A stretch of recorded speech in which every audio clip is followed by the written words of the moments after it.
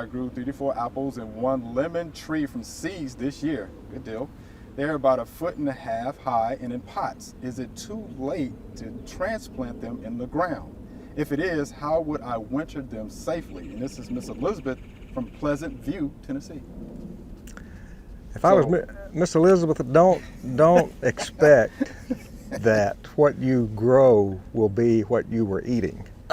And I can tell you that in the back of our house up in Dyer County, Tennessee, where I grew up, we threw our lemons out the back and the seeds that came up. Now the entire hillside is covered with trifoliata, trifoliate orange, which is not what we were eating. Right.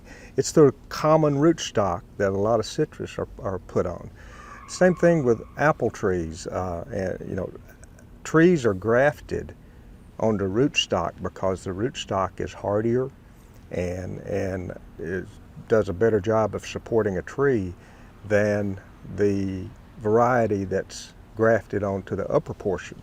And when you plant that, I wouldn't expect it to do very well. So my recommendation to you, to save you some heartache, is to go purchase a grafted apple tree or a grafted fruit tree. And even with the citrus, if you want to choose the variety and you want to be pretty sure that you've got a good variety, then do that. If you plant and grow them from seeds, I know Johnny Appleseed was pretty successful, but that was a long time ago. I think you're going to be setting yourself up for disappointment.